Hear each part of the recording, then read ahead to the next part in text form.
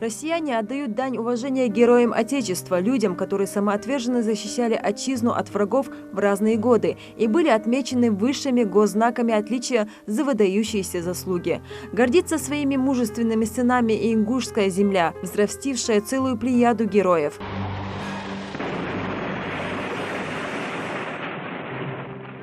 Первым в истории высокого звания Герой Российской Федерации был удостоен генерал-майор авиации Сулумбек Асканов.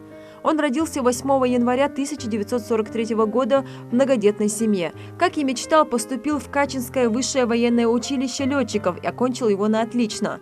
Выпускника оставили там же летчиком-инструктором, а вскоре перспективного офицера направили в военно-политическую академию. Один из первых среди советских летчиков освоил МиГ-29, истребитель 4-го поколения, на котором и совершил свой последний полет.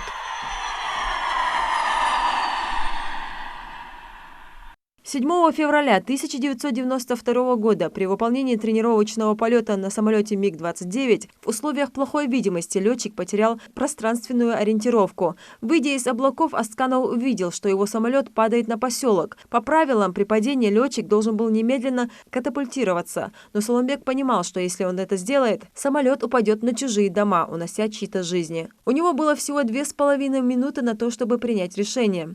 Летчик решает увести самолет как можно дальше от населенного пункта. МиГ-29 упал в 100 метрах от ближайшего дома на окраине поселка Хворостянка. За этот героический поступок указом президента России от 11 апреля 1992 года генерал-майору авиации Асканову посмертно присвоено звание Героя Российской Федерации.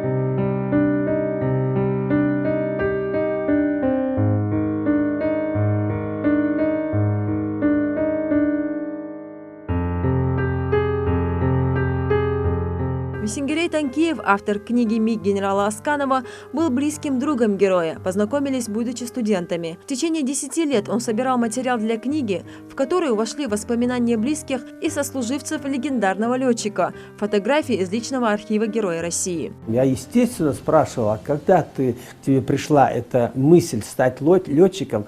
Сулумбек мне рассказывал, и я в книге об этом написал, что еще в раннем детстве, когда я лежал на стоге сена и смотрел в небо на мерцающие звезды, и мне хотелось оказаться там, наверху, летать на самолете. И вот тогда именно в нем зародилась эта мысль стать военным летчиком. Сегодня в республике, да и во всей России нет человека, который бы не знал о героическом подвиге Сулумбека Асканова. В школе, где он учился, открыт музей его честь. Аэропорт в Сунже носит имя первого героя. А также всех прилетающих в Ингушетию встречает огромная птица – копия самолета МиГ-29, на котором разбился генерал. Этот памятник первому герою России был открыт в торжественной обстановке. В тот день, отдавая дань памяти и уважения Асканову, летчики Липецкого авиацентра на самолетах Су-27 и МиГ-29 в небе над Ингушетией показали фигуры высшего пилотажа. Он мужеству достоинство вернул. Такая надпись увековечила памятник летчику Сулумбеку Асканову. 7 февраля, в день 25-й годовщины подвига первого героя России, в селе Хворостянка открыли памятник. Величественная стела из белого мрамора, напоминающая взмывающийся в небо истребитель легендарного летчика, теперь красуется на месте прежнего скромного обелиска. Тяжело все это вспоминать, но пролетели 25 лет. Тем не менее, мы, однополчане, тех, кого он воспитывал, тех, с кем он служил, с кем летал, никогда не забудем это честное, красивое имя нашего командира. И будем помнить его всегда вместе с индусским народом. Низкий поклон и огромное спасибо за ту память, которую вы храните о нашем земляке.